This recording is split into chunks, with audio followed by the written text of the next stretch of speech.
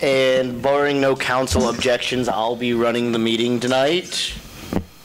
We have Beverly on the phone as well, so that should make 5 for quorum.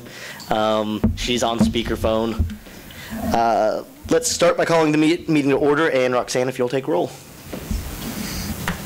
I will now lead us in the Pledge of Allegiance. Everyone, please stand. I pledge allegiance to the flag of the United States of America and to the republic for which it stands, one nation, under God, indivisible, with liberty.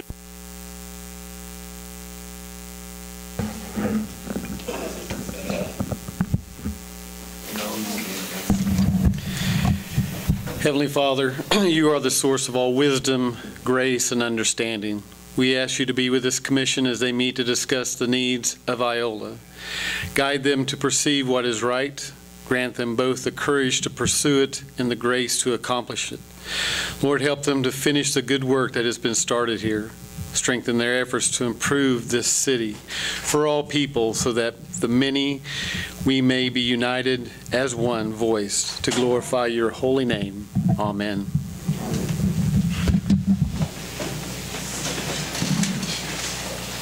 Thank you. Has the council had time to review the agenda? Yes. Any changes to the agenda? No, I'll make a motion that we approve the agenda. I'll second the motion. We have a motion and a second. All those signify by raising your right hand. Opposed? Or please say aye, Beverly. Beverly, did you hear that? Yes, aye. We can do voice votes on some of these. That might be easier. Okay. Aye, all right. Now is the time for public comments. If there are any comments that are not on the agenda items, please come to the podium. Just want to mention I made a big mistake on who I put See Here Iola's speaker is. It's going to be Jamie Ellis on health and massage and how to take care of your body instead of the one I put. She's next month. And also, we have See Here Iola this coming Friday at 10 o'clock. It's a good program. Thank you, Donna.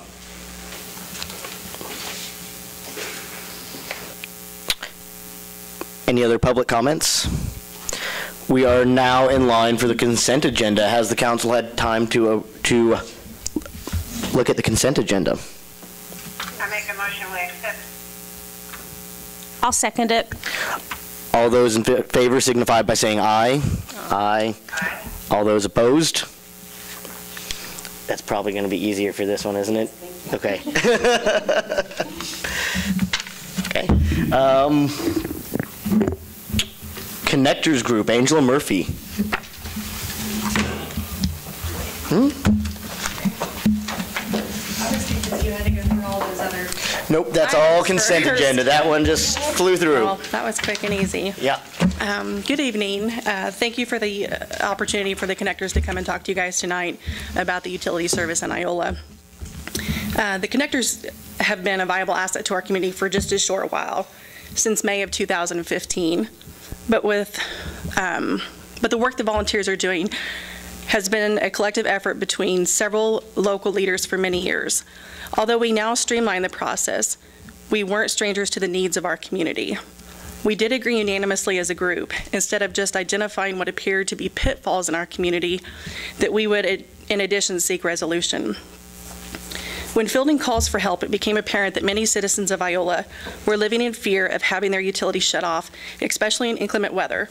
That fear and the impact it has had on our community is what brought us here today. Living in a home with no utilities is not only considered unstable housing, it meets the definition of HUD's homeless standards. Homelessness makes a person vulnerable to health problems, disease, illness, stress, sleep deprivation, mental illness, and even mortality. Homelessness has personal consequences too. Lack of organization, unemployment, loss of self-esteem, increase in substance misuse, loss of ability and will to care for oneself, increased danger of abuse and violence, increased chance of entering the criminal justice system, and development of behavior problems. One of the most heart-wrenching fears for a family occupying an uninhabitable house is that the situation is reportable to the Department of Children and Family. What happens in early childhood can impact an individual for a lifetime. In young children, stress resulting from major trauma such as extreme poverty and homelessness can weaken the developing brain and can lead to lifelong problems. Carl, I just want to thank you for your eye contact. I really appreciate that. From November 3rd, 2015 to February 16th, 2016, Iola, like many communities in Kansas, have experienced some cold weather. It is our understanding that utilities are primarily shut off on Tuesdays, and each Tuesday of the last 4 months, wind chills were below freezing. The average low in December was 29, the average low in January was 22, and in February so far it's been 24, yet utilities were shut off in each one of these months. Do we have somebody that wants to talk about the impact that living with no utilities has had?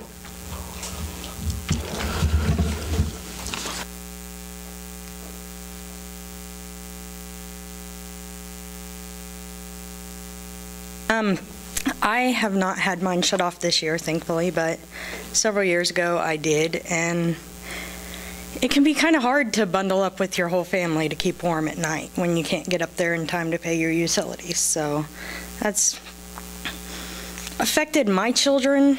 I know it's affected many other families around here. I'm sorry, You'll speak into the mic a little bit more. Oh.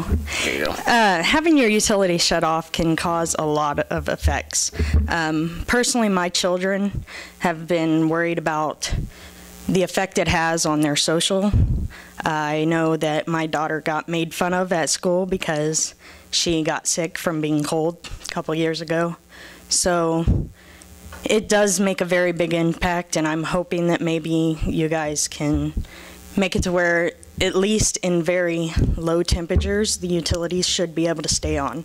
There should be some kind of length. So, thank you. Thank you. The connectors would ask that the City of Iola voluntarily adopt the cold weather rule provisions as an ordinance. If it is in fact the practice of the city not to shut utilities off during inclement weather, we would ask that you simply put this practice in writing for overall transparency. The connectors would also ask that the City of Iola look to its neighbors to identify any problems that linger from shutting off or not shutting off utilities. Yates Center offers extensions. Garnett offers extensions 6 times a year. Moraine allows payment plans, and when shutoffs are avoidable, turn off only water. Schnood applies a deposit to accounts that are delinquent to safeguard their investment. All of these surrounding communities, including Humboldt, voluntarily follow the cold weather rule. The City of Fort Scott has opted to make it a written ordinance. $519,971 is a lot of money. Questions that we had were, how old is this debt? And is it collectible? Does the City of Iola take advantage of the Kansas Treasury Offset Program? Do they qualify and do they take advantage of it? The City of Humboldt was able to collect $27,000 in bad debt in only 5 months. Perhaps they can provide some insight on how to decrease Iola's utility debt.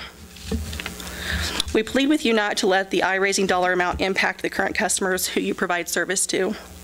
Someone else's bad debt shouldn't be a reason to shut off utilities, especially in inclement weather. It's not the right thing to do. Embracing the unknown and tackling something new can be very daunting, but we believe and we hope that you agree that it is inhumane to shut off utilities in freezing weather. An ordinance to prevent this is necessary to ensure consistency and to make clear the seriousness of the council's commitment to protecting its residents. I would say thank you, and if you have questions, I'm available. Thank you. Roxanne, I would like to know how often we do write off that bad debt. I know it's a cyclical or revolving, isn't it? After a certain number of years, we can write it off, or we do? Well, we don't, because we can collect, and we have collected through the set-off program. Okay. And we do collect several $1,000s through the set-off program. Okay. And we do write off another about $80,000 to $100,000 every year. Okay. That goes to bad debt. So it's, yes, we're bringing it in, but it's still going to build. I guess my thing is, if we're already basically practicing this, why don't we just put the ordinance into effect like everybody else so that people are protected? I grew up very, very, very poor, one of 10 children, and I know what that's like as a kid. I mean, I was there. I've been in that place, and it's not fun. It's not nice. So, I mean, I guess if we're already doing it, why don't we make it? Put it in writing. Yeah, put it in writing so that this is the way it is. Figure something out. I mean, if people can make a payment plan, if they get that far behind, you know, to come up with an extra $25 or $50 a month or whatever you have to do for the payment plan to divide that out, that's a heck of a lot easier than having somebody that's already struggling even more. Absolutely. Well said. So what exactly is our policy with turning? Well, we just look at the temperature and what it's going to be that day and through the evening. And if it's too cold, we don't shut off. But we do notify all those customers as soon as the temperature rises, we will shut them off. And that's after a bill has exceeded the 42 days? Oh, yes, clearly, yeah. But at that point, is that maybe when you make the additional effort to find out what's going on, and can they do this on a payment plan and not shut them off, because just because it's nice one day in Kansas doesn't mean the next day is going to be. I think that's why she said you look at it on a 24-hour basis, right? So each day you'd reconsider it. So go ahead. I'm sorry, I don't want to interrupt you, but I want to add to that. In February 2nd, the wind chill was 23 degrees. Yet 7 people were shut off, 3 of which were a result of non-payment. 2 of those people didn't have their utilities turned on, one for 24 hours and the other for 48. On February 9th, the wind chill was 6. You shut off 4 people, 2 as the result of non-payment, and they didn't have utilities turned back on until February 11th.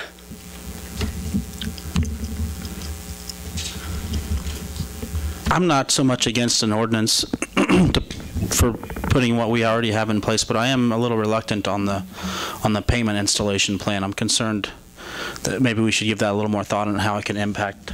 Well, and it might be something that we want to talk to some other communities about, and how they're doing that, and how they're going about it, and how they're deciding at what point are we going to take this lump sum that you owe, and now we're going to divide it out over these other months, and it, you know, needs to be paid. Because it could really create we want to help, but it could create even a bigger snowball that they could never even get over. Right, unless you catch it before it gets to that point, I guess. But I don't think shutting them off and having people struggle, and, you know, kids without heat, and I mean, that's not right either. So there's got to be a way that we can make this work for the city as far as collecting the debt, and also, you know, for the consumer, for our citizens.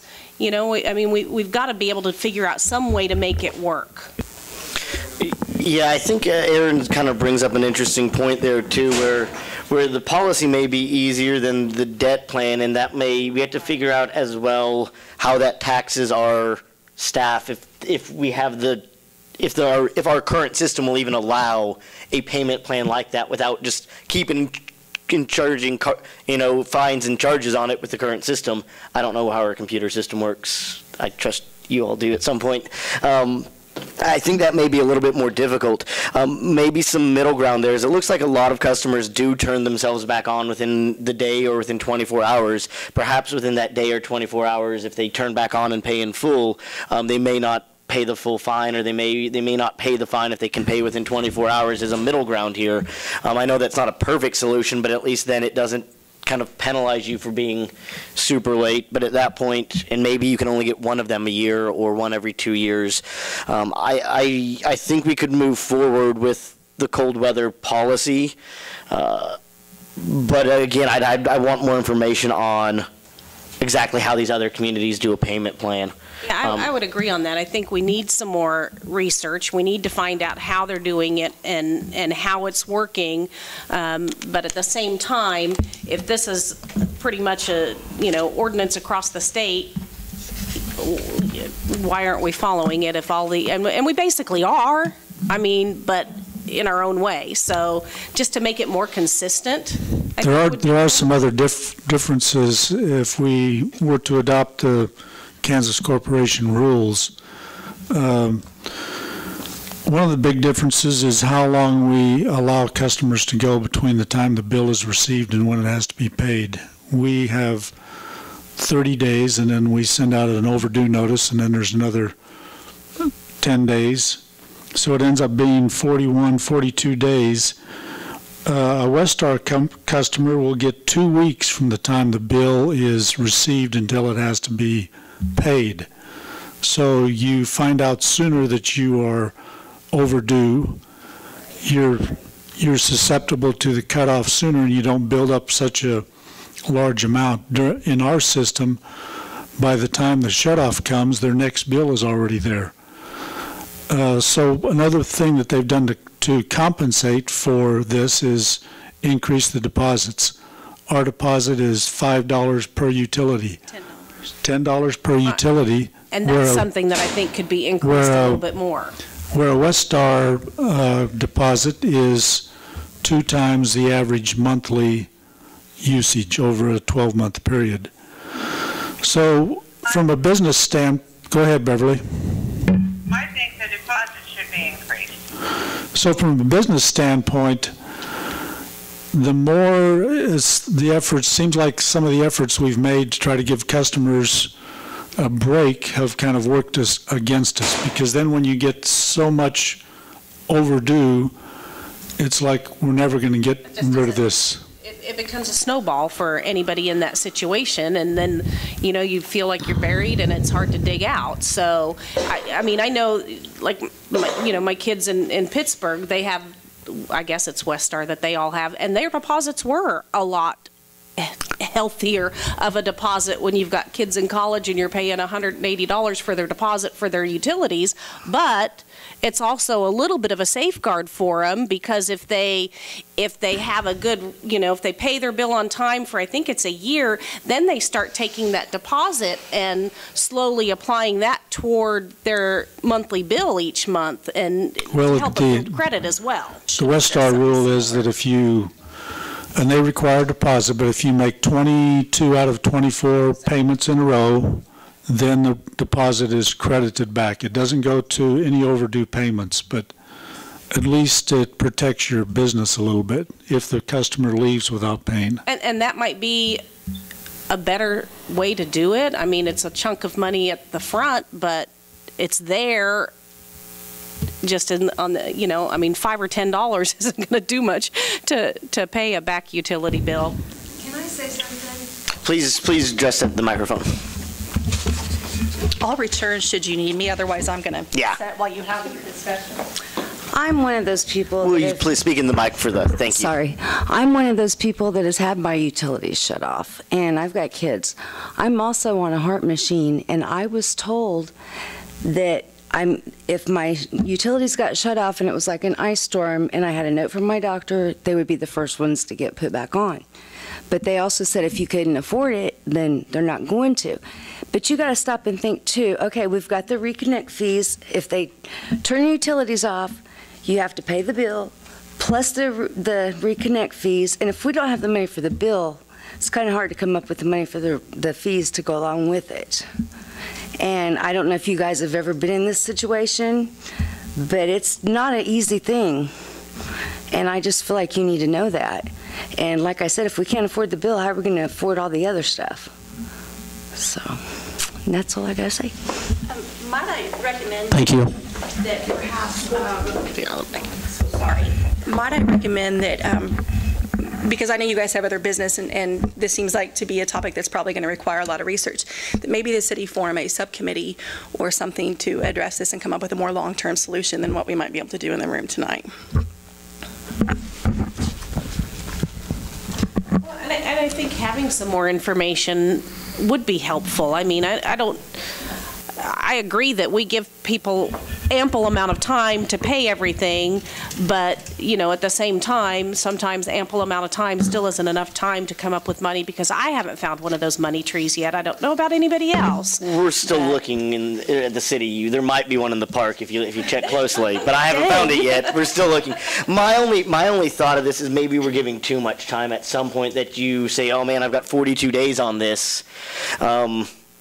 I know I do it sometimes where I'm like, well, that'll come out of next month's bill. I know. And then you get too. behind. Yeah. And maybe if we start addressing the way that we collect the first part, it might be easier to do payment plans or late turn-off notices, or maybe I think we do need some more information on this, on the sheer number that happened basically yearly, and what the surrounding communities are doing. Sorry, Donna.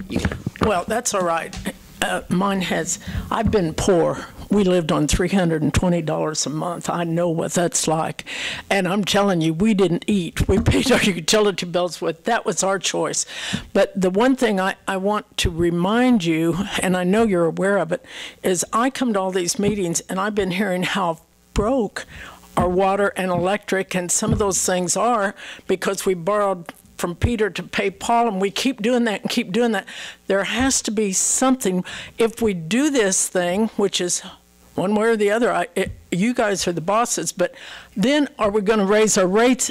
Does that make it different? Because we've already been told if we have a disaster, and I must remind you, most of these pipes were put in the 30s or 1900. If we have a disaster, how are we going to pay for it? Then are you going to hit all of us with a huge batch of money? I mean, you only have so much money, and I'm not saying anything. Been poor, done that, been there. But I'm telling you, you only can live on what you have, and you guys know you don't have it.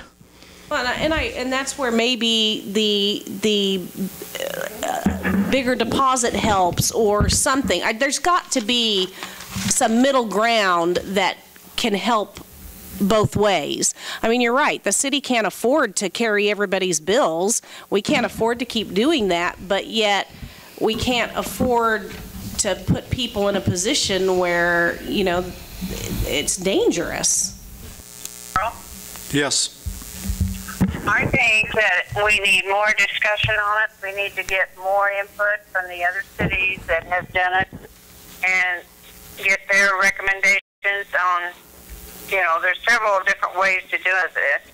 I do agree that our utility funds are in dire need, and I agree that we can't keep helping everybody, but I think we need to have a full council discuss it, and I think we should postpone any vote on it for a while. I would agree with you, Beverly. I don't think we have enough people here today or enough information to really make an educated vote on this. I think it's something we need to think about. One final comment. I do agree with the subcommittee. I think more research needs to be done. I also grew up poor, and I have, as a child, had my utilities shut off. But I've been back in the area less than a year, and I've had Westar in La Harpe and Westar in Humboldt and didn't pay a deposit on either one. So just, if you're going to charge a deposit, I would encourage you to maybe let them pay it out, because when you're moving, there's a lot of moving expense. Not everybody can afford to pay a huge deposit up front. Part of that depends on your credit record, whether you have good credit, any credit, no credit. True, but they didn't even ask me for a social, so they didn't run my credit. That's... The only thing I paid was a $50 deposit in Humboldt to the city to get everything else on. So, I mean, I think $5 or $10 is pretty low. In Pittsburgh, paid pretty healthy deposits. When I grew up in Pittsburgh, so we had KG&E or whatever it is now. I think it is Westar. So yes, you had to pay deposits then. But I've lived in a lot of cities, and when I just came from Springfield, and I didn't have to pay a deposit on my electricity there either. I'm not saying that there shouldn't be a deposit, but just maybe explore some ideas of how people can come up with that. And I do think the cold weather rule should be in effect everywhere. That's where more research and more talk and, you know, finding out how other places are doing it, that's where it would be to everybody's advantage if we took a little more time on this to figure out what is actually going to be the best way to do this instead of just jumping in. You know, we need to figure it out, and we need to see what we can do to make a difference, but also be successful at the same time. It's not going to do us any good if now we've done this and we're racking up a bunch of bad debt for a bunch of people. So that's not going to help anybody in the long run. You're right there. Another, I wanted to point out, Angie said, talking about the all the research she's done on utilities that have been shut off on different days. A lot of times we don't realize, maybe in the utility department, that it's a Friday and the weather might be fine today or going to be for the next forecasted 24 hours. But when you look at the long weekend, it could change drastically. So just things to consider. And that's living in Kansas. Yeah, that's right. Thank you. Hi. I've been on both ends of the spectrum. Right now I'm on the lower end of the spectrum. So when I moved here, I appreciated the $10 deposits and everything. That being said, I don't think a higher deposit's that big of an issue if you're willing to work with people to pay that deposit over a so many month period. You will see more cooperation. Also, this is the first town I've ever lived in my entire life that will cut you off over owing $5. There's no leeway whatsoever. It's not, I lived in a house where my utilities were more than my rent. Now, I could come up with my rent, I could come up with the majority of my utilities, but why am I going to go pay a $500 utility bill if I owe $550 and I'm going to be cut off tomorrow anyway? There's no leeway whatsoever. That's not fair. I worked my tail off to raise my children. Now I can't work. I'm fortunate to have people to help me right now. But even when I was working 50 hours a week, when you have a bill like that and they won't work with you, you just want to throw your hands up. And you're going to lose more people in town. They're going to move to Humboldt and elsewhere because they will work with you. So, I understand you guys have to do what you have to do to make sure bills get paid, to make sure you can work with people a little more, but something's got to give. It's not our fault if our house isn't insulated and we don't know it. So that's all I wanted to say. Thank you. I'm kind of getting the way the council is. The wind is blowing with the council here. And it looks like we need more time, and we'd like the full policies from the surrounding communities just to look at these policies and compare apples to oranges. We'd be in line. Well, I'll let Ms. Murphy say one last piece if she'd like. Sorry, I know you guys need to wrap this up, and that's kind of what I was like. Let's pull it back together here. The fact that you guys have engaged in conversation with us, we appreciate. There is much more here to decide than what can be decided tonight. We respect that.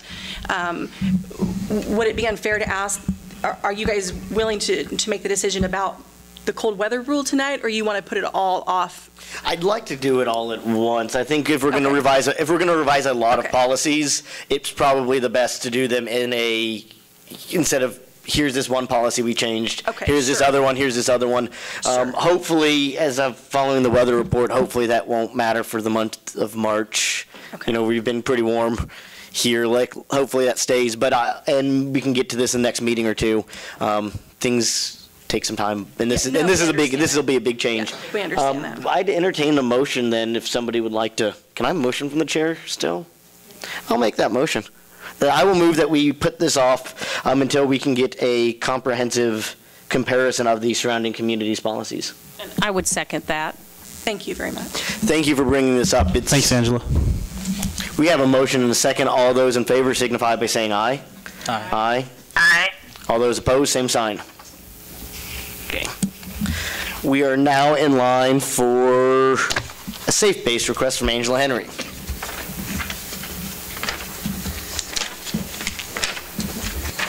I'm Angela Henry, and I've been the director of Safe Base since the beginning of the program, 16 years. I can't hear. Hi, Beverly. I'm Angela Henry, and I've been the director of Safe Base since the beginning for the past 16 years. And we serve, I know that you received a one-page front and back kind of an overview of the last 16 years, kind of our accomplishments and the challenges that we've had.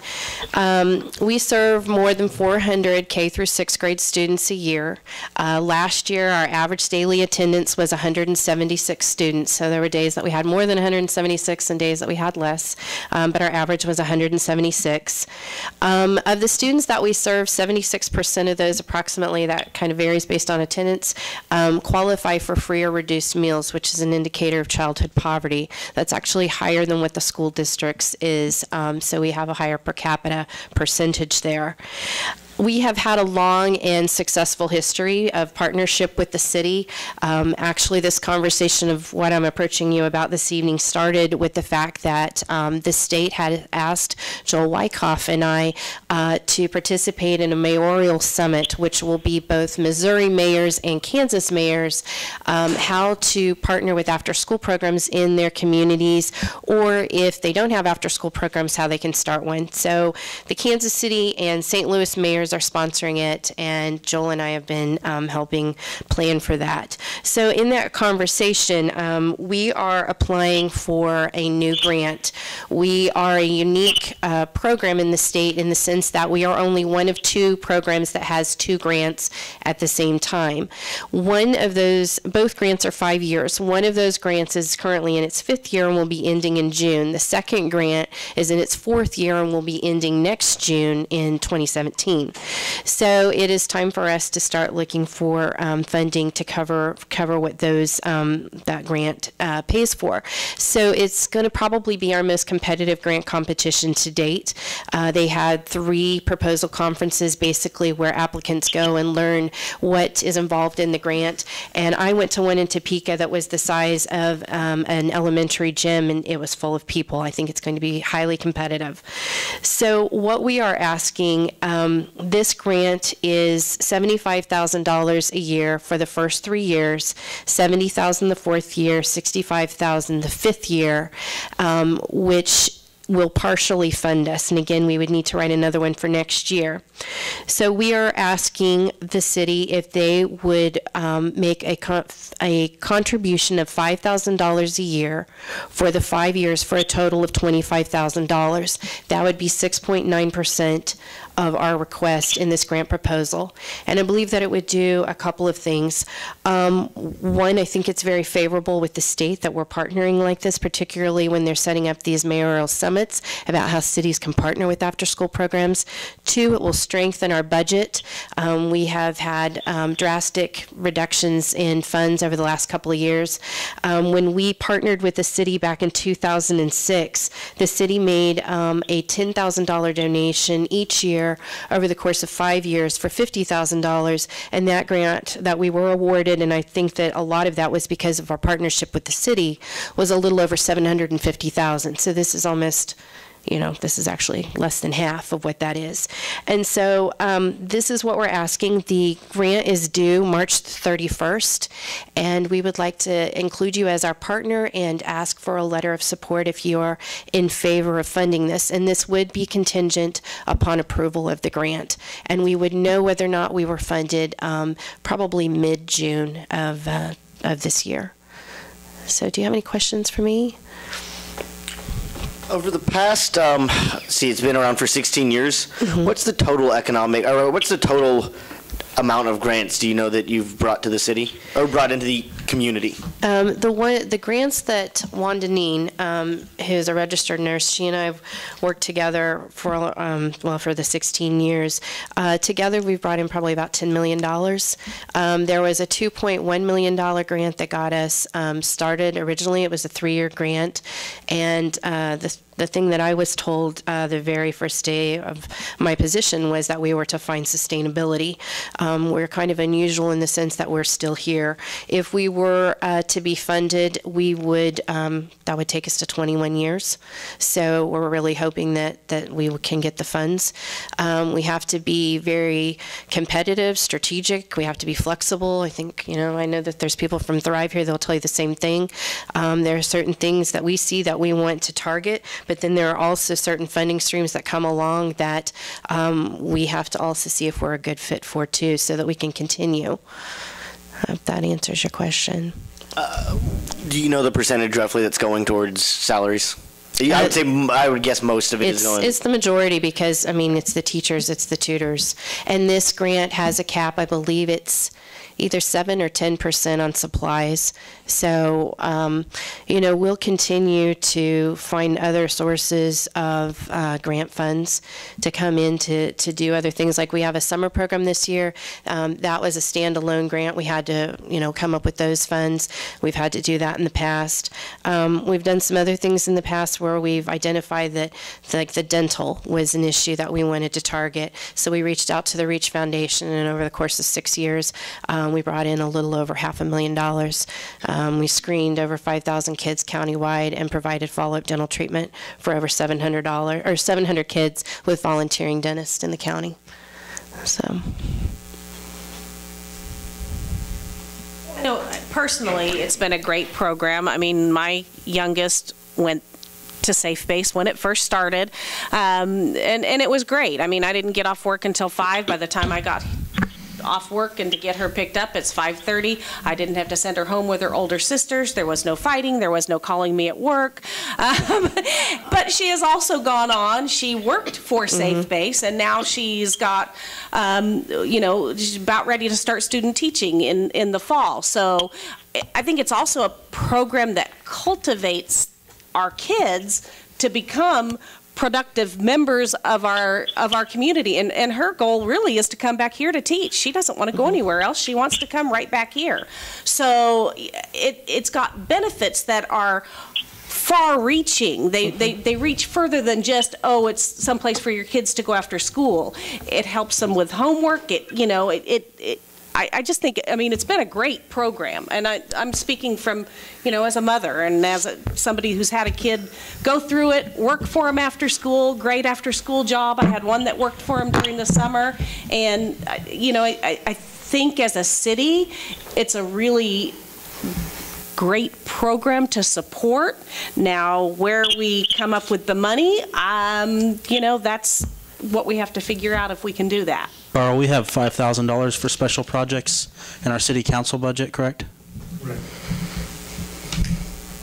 Carl, do you want to say two sentences on this? That would be the max. That's the legislative. What other special projects what other types of things have fallen under that, Roxanne? Hope Unlimited, was that The Elm Creek and Water District. Elks Fireworks?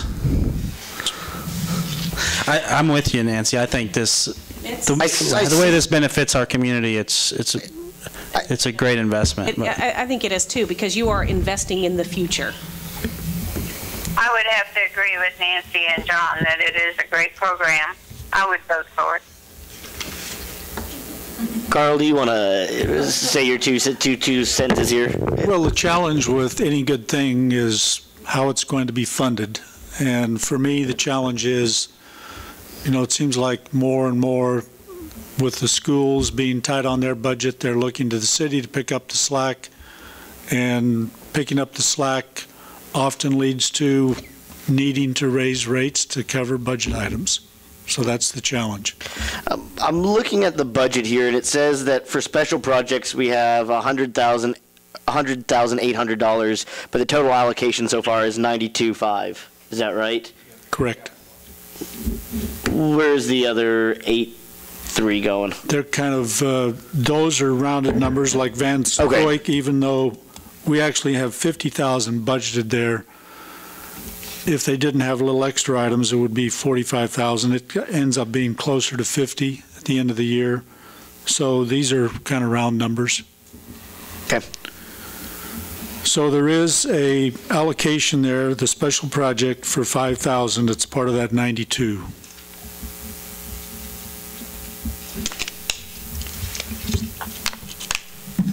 Did you have a list of? The question is how many more special projects are we going to meet up with? Well, if you fund this one, then you may not have too many other special projects that you have money for. The last time we were here was 2006, and again with the $50,000 donation that you made, we were able to bring in $750,000 into the community. That was just one grant. Most of the funds that we bring in go back out into salaries for staff. When we shop locally. We always try to buy things from local vendors before we go out to any place else or order on the internet. If you think about the principle of money turning over 7 times before it leaves a community, if just the grants that Wanda and I have brought in of being somewhere around 10 million, that's a lot of money that's coming back into the community.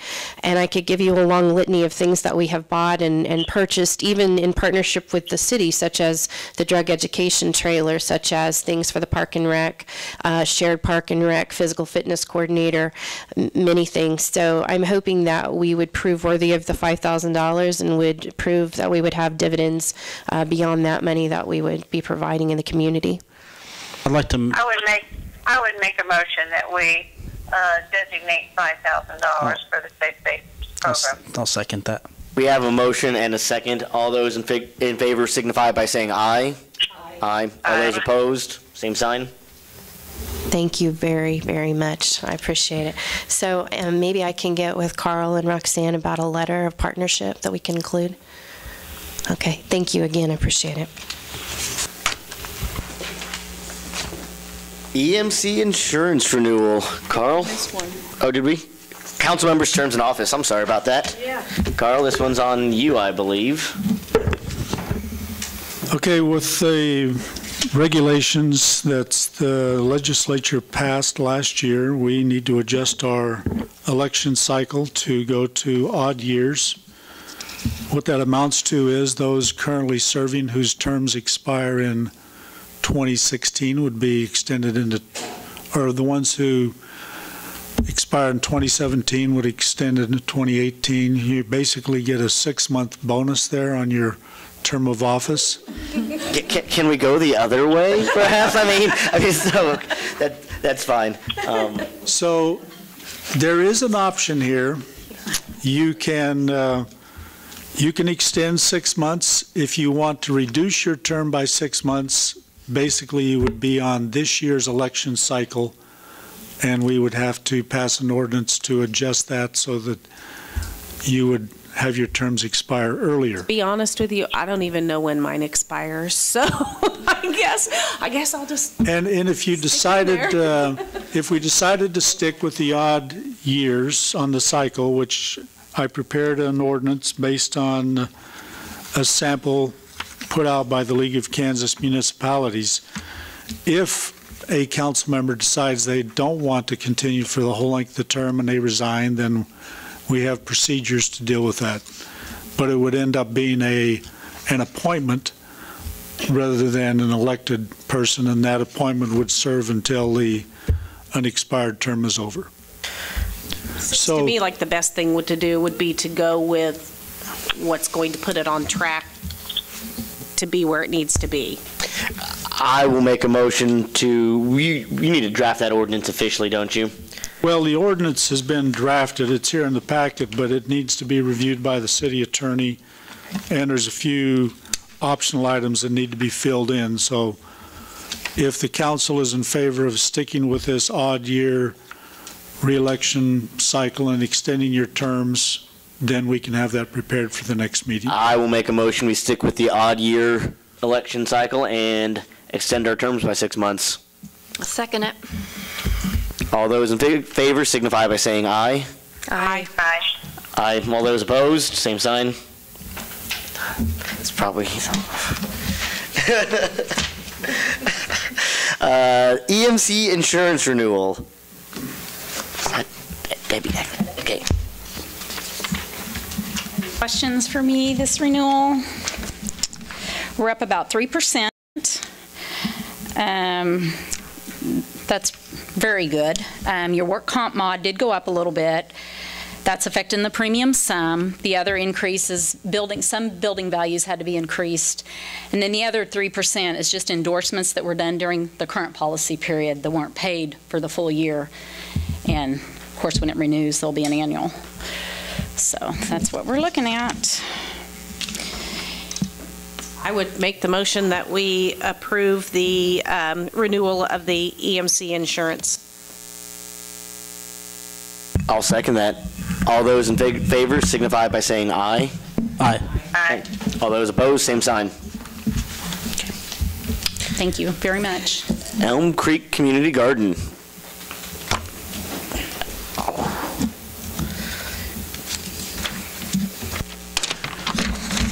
For those of you who don't know me, my name is Val McLean, and tonight I'm representing Elm Creek Community Garden. I brought two of our gardeners and board members,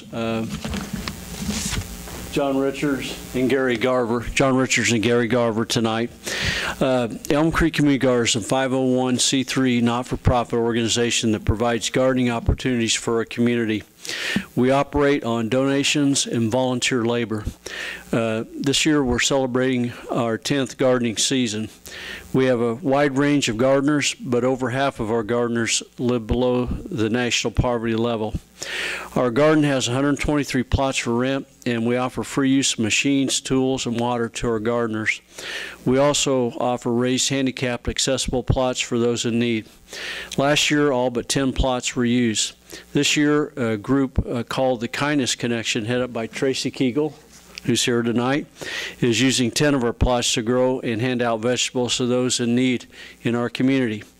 Last year, the commission voted to allow us to have $1,000 worth of free watering for our gardeners. That help was greatly appreciated. And this year, we're again asking for $1,000 to help us out in our endeavor. Our garden has won several prestigious awards over the years and has been featured in several magazines. Many people from the four-state area come to tour our garden, and thank you very much for your time. Thank you, Val. This would be out of special projects, wouldn't it? Can we? This might be a bad night to come in. Yeah. Can that come out of water fund? I mean, it's water. I mean, it's technically an energy, it'd be the same as giving an energy abatement. Well, there is an item on the budget tonight to increase the water fund by 3%, and that money does subsidize the general fund in terms of overhead, but this is a rightful special projects expense.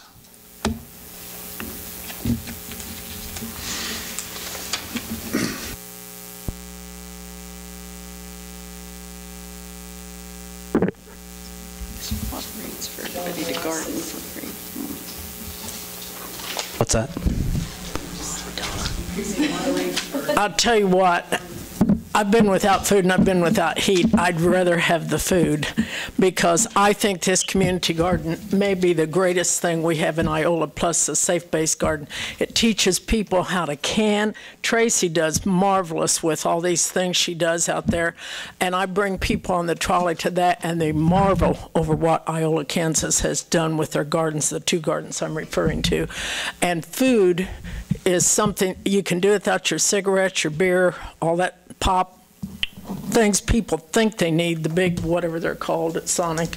And I think the garden is a worthwhile project. I really do. And I know it's expensive to water, it's expensive to run, but I know they work hard at it, and I know Tracy really does.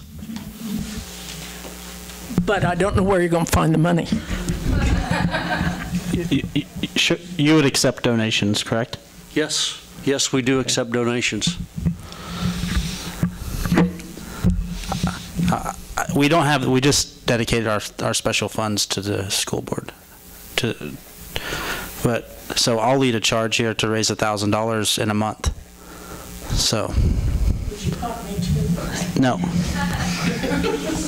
So I don't think. I'll help you put out flyers or do. I don't think we can so. do. I don't think we can do it from the city budget, but I'm gonna make sure you get this. Thank you. Yep. Yeah, let me know what you need me to do. I'll put together flyers or whatever, so we can work together and do this. $1,000 isn't that much to raise, is it, Donna? No, I've raised 8. I know, that's why I said. On that, I would like to make a motion to table this till the end of March, then, whenever we come back and hopefully have you back with a $1,000 donation from the council's fundraising. Yep. Okay. What night do I need to come back? That would be the 4th Monday in March. So the 28th. The 28th? 28th. Okay. And hopefully we'll have that all squared away for you. Thank you very much. We will. Thanks for doing it. I've got a motion on the floor. Is there a second? I'll second. There's a motion and a second to table this for 1 month while we attempt to privately raise the funds. All those in favor, please signify by saying aye. Aye. All those opposed, same sign. Okay. Can I ask a quick, for somebody who's looking to donate, who should they call? Aaron. Mayor Wyckoff. They can contact me in email or phone. Council member, maybe. Any council. Any council member would be fine.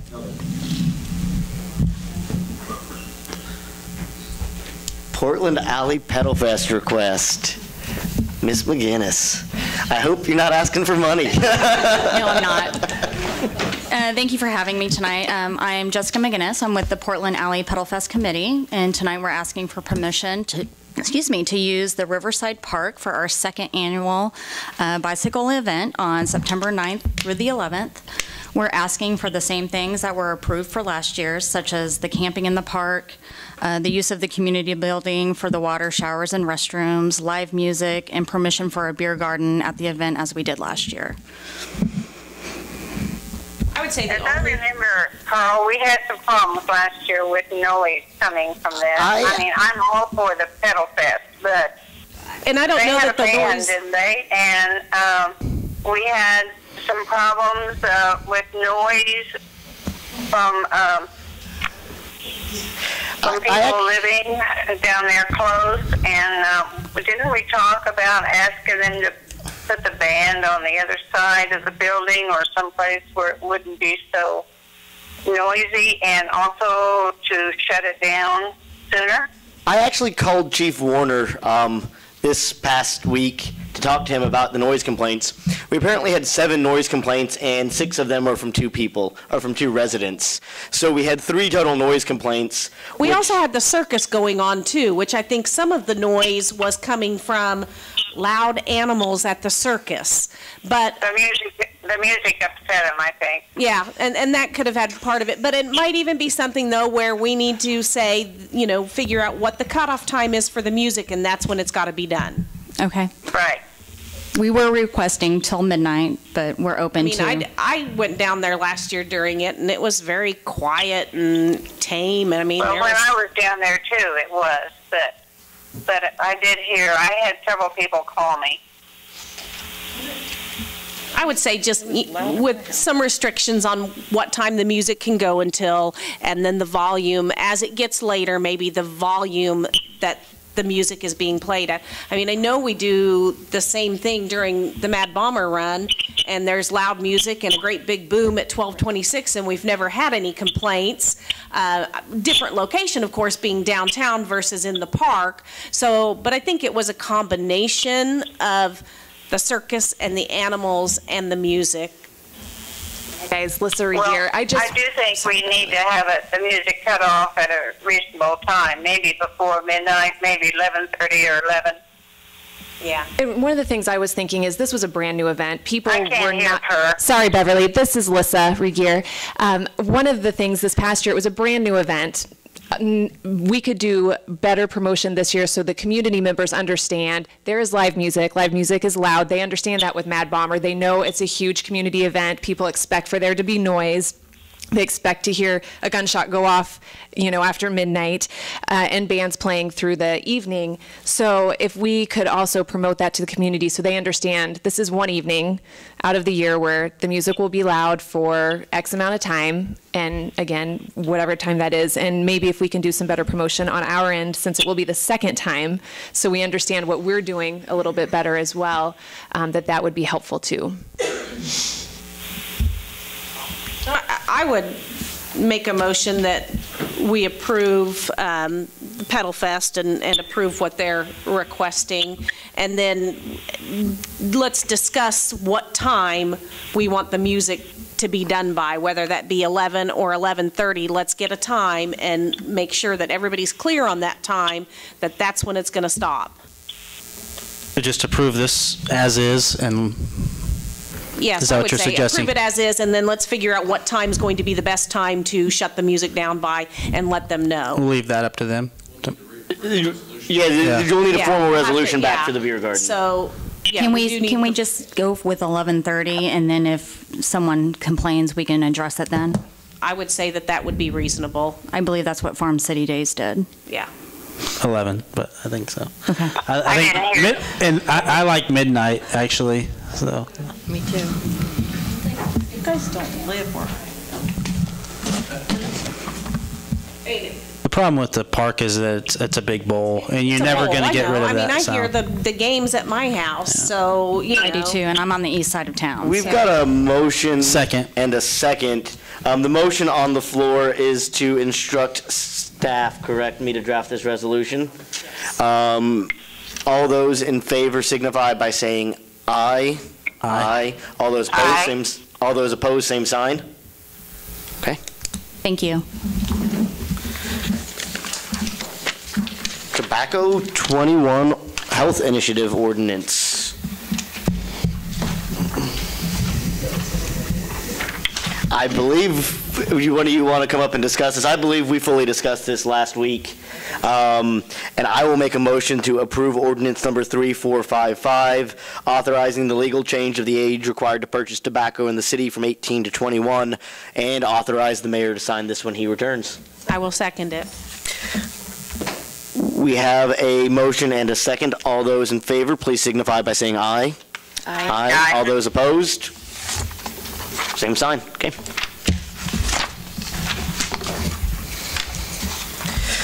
Electric rate discussion. Carl? Okay, we've talked about this issue several times. I get the fun job of trying to balance the budget. And we did call in a consultant, our consultant Scott Shreve, and he used the services of another individual who's an expert in water revenues. And they looked at our prior 2 years, 2015, 2014 revenue and expense budgets, looked over our cash flow reserve, what we're doing in operations. It basically came down to the same end result that I had come up with. If some things were not the way they were, like we had a larger reserve and we did not transfer money to the general fund to cover overhead, our rates would be high enough. However, our reserve is below what it needs to be. We spend about 6 months of the year in the red.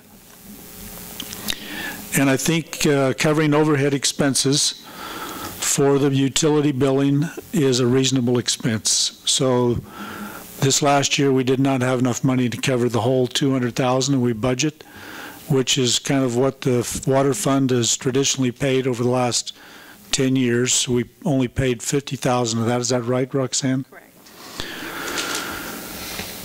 So we do have a challenge to get that reserve back up and stabilize the fund. So originally I had proposed 7%. If we drop that back to 3%, take a longer period to build it up, hopefully, and the other part of that is to implement an ECA like we do with our electric and gas, so that we do this on kind of a monthly basis. It's small, you don't notice it, and as long as we stay efficient on our operations, our water fund would be stable. We essentially have not recovered from the 3-year period from 2009 to 2012, where we lost 300+ thousand a year. Over 3 years, we lost $1 million that was made up by the other enterprise funds. So I think it's important we keep that fund solvent and build the reserve back up and have enough in there to pay the general fund for the overhead. Carl, just so we're all on the same page, because on the agenda item it says gas and water up top, but it's water and electric here. Just to make sure everyone's on the same page here. Two, I want to point out, though, that in 2013 we lowered the actual expenses for electric customers by about $2.5 million that was returned. I think people forget about that pretty quickly. I think we may have been a little bit too quick to give that break because we kind of got ourselves in what the state did, which is you turn around and you cut a bunch because you can afford it in the good times, and then it doesn't really leave us with enough right now to build the infrastructure we need. And the question I really have for you is what is this going to do for our ability to turn over into generation savings that set aside, or is this just going to build back up? Because one of the problems that I see is we'd be fine if we didn't take that money and put it over to the new generators. We'd still have $1.5 million, which would be fine, but it also sells us short in that we're supposed to be, for the last 4 years, putting $1 million aside, and we've only put $1.5 million aside in 4 years. At this rate, it's going to take us something like 20+ years to get the money for the generators we know we need. And so I want to know how this is going to affect that. Let me just cover a little bit on the generation side and putting money back. I distributed this information that was you requested at the work session on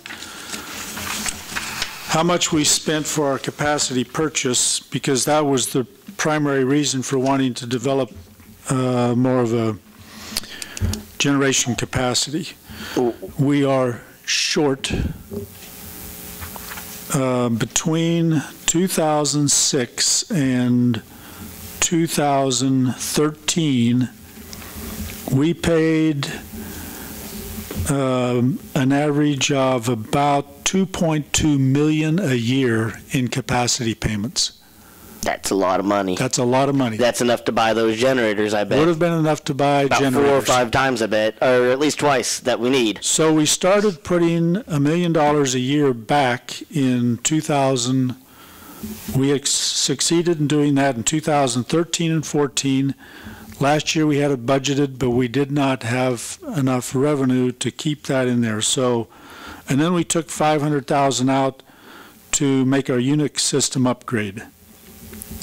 But since we got out of KPP and formed our own group, Southwest Energy Group, our capacity payment in 2014 dropped to $158,000. That was based on a $2 per kilowatt hour capacity charge. In 2014 and 2015, we lowered that to $1 per kilowatt hour, and our fee for 2015 for capacity was $56,000. Which should theoretically mean that, because we do that on the ECA. So right now, because of natural gas prices being low, oil prices being low, our cost of energy has dropped to at least 20% what it was beginning of last year, and the need for us to buy that extra generation has basically gone away. If we did buy extra generation at the price we're paying now our capacity charge fee did go back up to $2 per kilowatt hour in 2016.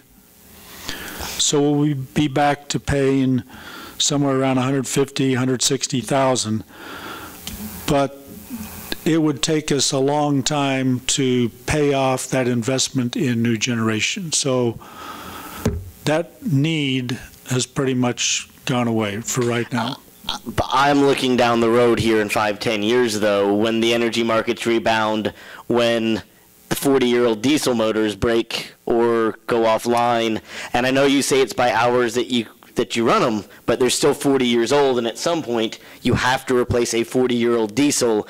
And I don't want to get us into the water plant situation where we say new water plant, yay, and not have anything there. I'd want us to actively, when we're talking about electric rates, talk about setting aside, and whether that's $500,000 or that $1 million, but just keeping that fund to where we can't set aside, getting us back to healthy, and every time we pull the $1 million out, we come back and say, oops, that I think is a fool's errand to keep doing this every 4 years, that we put aside $1.5 million.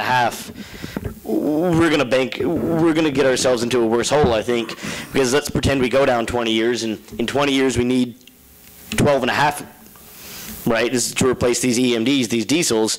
We're not gonna have the money for it in 20 years at the rate we're going. If we have to do an increase, is there a way to do the increase in such that it's, 1.5%, and then again another 1.5%, so it's not all being thrown at the customer right away? Give them a little building up to it. I mean, 3% doesn't seem like a lot, but yet 3% can be a lot. Well, when I had proposed 7%, that was to recover the losses and get our minimum reserves back up to the lowest level we set, which is 3 months of operating capital. How long is it going to take on this 3%? If you take 3%, then that basically extends it to 8 years. To get us up to that minimum level. To get us up to that minimum level. So at this 3% to get to minimum level, and that's not putting any money aside, will take us 8 years. That's what I projected. Okay. I'd like to discuss this with the full council. I would agree with you, Aaron. I don't think that we I think we have to make. I think we have to move, and we have to. If the fund's this dire, we put this off for 2 months ago. This was at the beginning of December. Put it off for 2 weeks till the next council meeting when we have more people here. I just think that this is an issue that probably needs to hear a few more voices.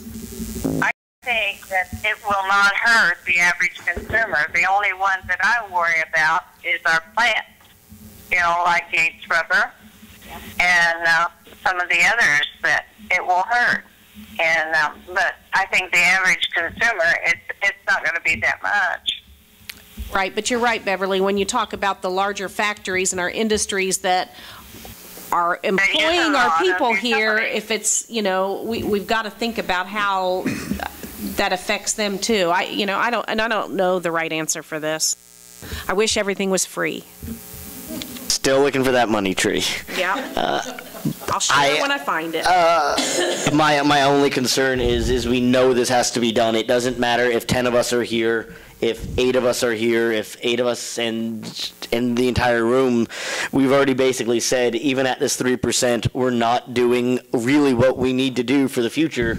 And we've kind of just admitted it to ourselves that it puts generation way on the back burner. But can we do 1.5% and then in another 6 months do the other 1.5%? Do something to make the shock of the increase, especially for the industries, not as much right at once. Or do 3 and then 1.5 in a year or 2, and then 1.5 in a year or 2. I think there's more than one option here to consider.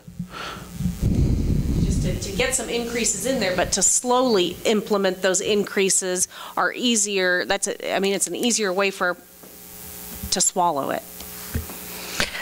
I mean, I kind of like it done in February, March, because usually my utility bills are lowest in February, March, and less water usage. Generally in like March, April, February, because I've already shut the heater off this February for the most part. You've yet to turn on your air conditioning, and that's the only reason why I thought this would kind of blunt the blow if you did it in March, April, versus if you did 1.5%. I know if you raise 1.5% in July, August, right, I'm going to notice that a lot more because my bills are already. Right, but if we're talking about that, then we could wait till the next council meeting when we've got hopefully a full council and still have time to get that implemented when those utility usage is down. Because what are we right now? What day? I don't even know. is the end of February, so the next one will be middle of March. So if we take the time to look at this and talk about it and make that decision on that middle of March, then it could be something that could possibly be implemented for April 1st, which, yes, by then, most people do have heat turned off and windows open and all of that kind of stuff, and you won't notice that as much. Now, a big factory is still going to notice it regardless. What do you think, Carl? Roxanne, as you as well on the implementation of this through the, how long does it take you to actually implement this? Is it 2 billing cycles, a full billing cycle? If we did an ordinance next meeting, we could do it April 1st. But. Okay. I would just personally feel better about that and having everybody here and just, I don't know, getting a little more feedback, I guess. Well, the challenge, Raise anybody's bills. what I would say is not any different than what you've already brought up. I mean, there is concern with what that impact is on not only the average residential customer, but our 2 largest businesses. But I would like to point out that we've actually lowered the rates in the last 2 or 3 years considerably on the electric, not so much on the water, but really on that electric fund. We've been actively lowering the rates, and we've been signing deals to lower the rates by purchasing from different sources, different inputs, and some of those should go in line on 2017 to offset a lot of these raises. It always looks bad, but again, when you're paying somebody $2.7 million for generation and you lower that to $200,000, that lowered everybody's ECA across the board. We distributed that back basically to the customer directly. Is that correct? Yes, so everyone's utility bills over the last 2 years have dropped significantly. So our rate reduction partially was due to the decline of the natural gas prices and decline of oil. That contributed to a lower cost of commodities that we purchase, but just the fact that we formed our Southwind Energy Group helped us significantly, yes. I guess I would make the motion that we table this till our next meeting and that we have a full council here. I think that still gives us time to implement in a timely manner during a time when, like you said, you're not going to feel the shock as much because you are using less as far as utilities go, but I would just like to table it till the next meeting. Does this need to be done by ordinance, or can this just be this needs to be a full ordinance? Because I don't think it does. The water rate increases need to be done by ordinance because we would not only raise rates, but we would implement an ECA. But not the electric? The electric probably would also need to be done by ordinance. Even though we're just Nancy's motion. Even though there's a motion in a second, I've just got one more question. Even though we're only adjusting the ECA and not actually adjusting the physical rate. Well, we can do it either way. We can adjust the ECA or we can essentially make a rate adjustment. It kind of ends up being the same thing. It's 6 to 1, half a dozen, but I'm just saying if we did agree in the next meeting, then we could technically do, which would you prefer, Carl? Well, let me just tell you what the impact is. If you adjust the ECA during the shoulder months, and we call the shoulder months the spring and fall, where people often have their lowest utility usage, the impact with 3% is less with an ECA, and then it goes up during the summer when your peak demand hits, or in the winter when it's coldest. A percentage increase kind of hits you even throughout the year. And that's probably the best way to do this then. That's what I would, I mean, I'd... Particularly for the bigger industries that in the summer, whenever they're actually doing peak load and we're trying to fire our generators to keep that peak load off, it's probably better that we do this as almost a flat to level it then. So there is a motion and a second on the floor to table this until the definite time of March 14th. All those in favor signify by saying aye. Aye. Aye. All those opposed, same sign. Aye. I just think this needs to be done, and it needs to get done sooner rather than later. But I think everybody... That's fine. I wonder if we could see on our 2 largest industries what their utility is now compared to what it was 2.5 years ago? Okay, I'll bring that information.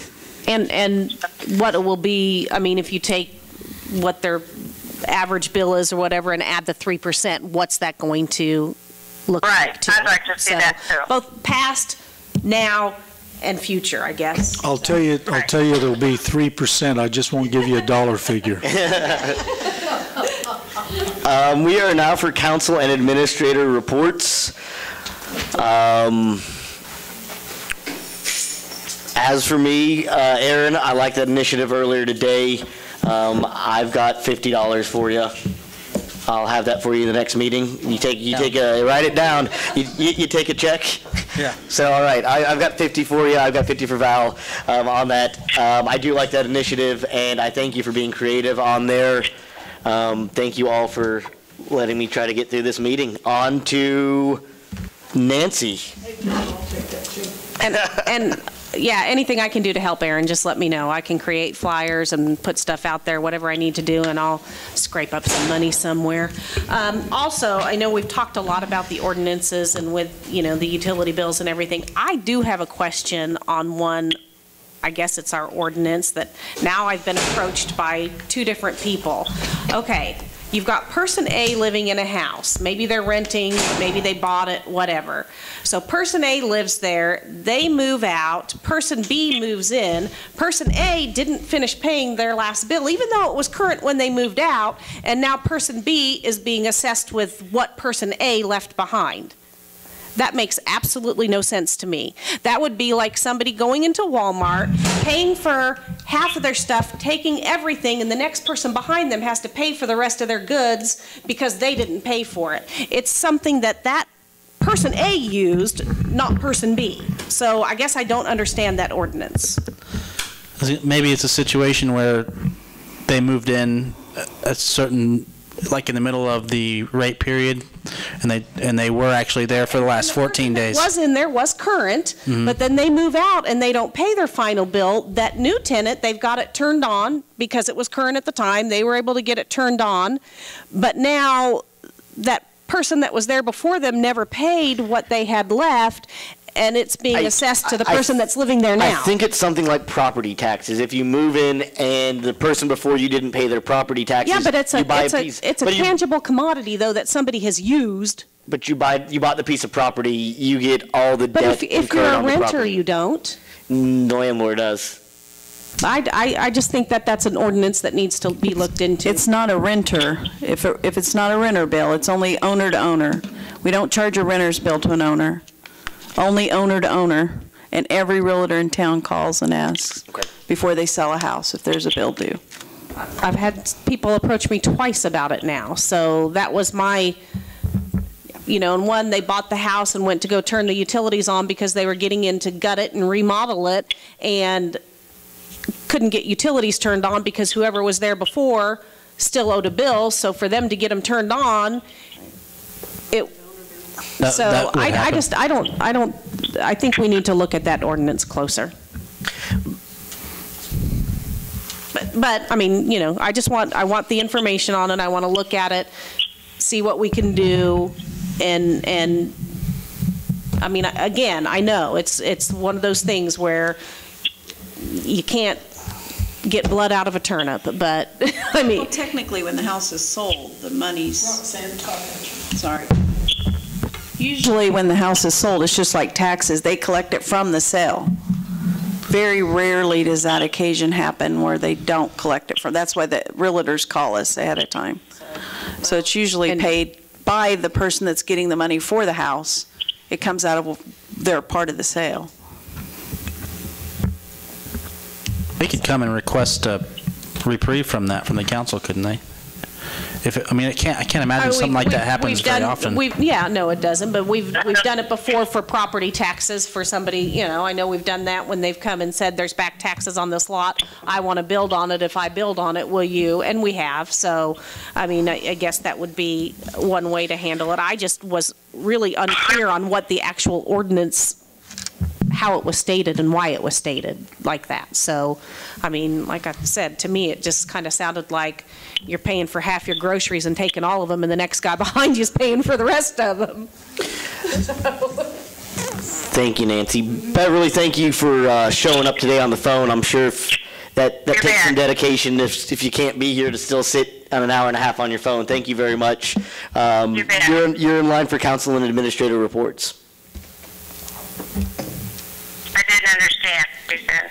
You're in line for the council and administrator reports. Do you have a report for us? No, I don't, except it's been 80 degrees down here, and I've enjoyed the weather. 70-something. Thank you, We Bev. do get rain overnight, so that helps. They've been dry. They haven't had any rain for 6 weeks, so they were really appreciative of the rain. So I'll talk to y'all later. Thank you, Beverly. Bye. Enjoy yourself. Enjoy yourself. Bye. Sandy? Nothing. Nothing. Except some money for Aaron later, so. I knew I could sucker you guys into that, helping me out.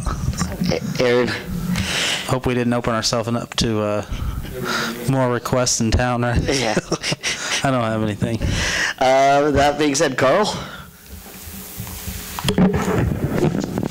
We had a request for a special call meeting next Monday. I think, based on the responses, we would have a minimum quorum of 5. So is the council okay with that? Yeah, I'd call you, but I'll be on a ship, so I'm not going to call you. Okay. So it'll still be here at this building. Does that include me in the 5? Because I'm not sure if I'll be here or not. I think that includes you. And the 5 may not happen until 5:15. Austin said he probably would get here at 5:15 at the earliest. It's more than likely that I'll be here. I just... Well, we would set it for 5:15. I'll probably be like running those stairs and I'll just run over here and you guys can deal with me. You're not going to be on camera, right? So, yeah. Okay, so plan on a special call meeting next Monday here at the community building, 5:15. I wanted to address what I call a myth, that a tax abatement does not cost the city any money. Because let's say that we offer a tax abatement to some business enterprise and we're not currently collecting any property tax, and so the future tax, a lot of people say, well, you're not getting it now, so it doesn't really cost you anything. Look at what a property tax is used for. It is used to fund the general fund. What services do we provide through the general fund? Street repairs, improvements, fire, police, EMS, city clerk, parks and rec, or parks. So even though you don't have that revenue currently, you get improvements to the community. Those improvements will be using city services, and there is a cost. So it may not be a large increase in demand, but there is a cost. So to me, it's like you have an empty shell building downtown, your tenant moves out and it's empty. You get somebody else to come in and fill that vacancy. You could say, well, I didn't have that revenue before, so I'm just going to let you occupy this building for no charge. I don't think you would do that. It's kind of the same way with the city. There is a cost. We just need to know that there is some expense to the city to provide services. If the council understands that and wants to give a economic development incentive, that's what councils do, and a lot of communities do that to spur economic growth. But I just want to point out that there is an actual cost to a city. We are not dealing with monopoly money, as some think that there is. We do have to make up any lost revenue, and we do have to continue providing those services. The request was made to include some information on sidewalk replacement program, and I included that information in the packets. I think the money we provide is close to what the cost is, and if the council wants to increase it, And Carl, we can do remind that. me again, how much is in that total fund for sidewalk replacement? Is it 25,000? We had raised it, but because in the last year it was not all used, I think we took out part of that this year just to make it easier to balance the budget. 15? I think it is. And did we say businesses can qualify for this or cannot? Is it just residential? It has been applied only to residential. So we're trying to advertise that a little bit better. We'll put it on Channel 6 just to make sure people know about it. Okay. That's all I have. Carl, I philosophically disagree with your analogy, but I think we're going to go into that next Monday. And so on that note, I am going to motion that I'll motion for adjournment because I think we're going to have that conversation next Monday again. So I will second it, and I'll think of you all while I'm on that ship. There's been a motion and a second. All those in favor, please signify by saying aye. Aye. Aye. All those opposed? Okay.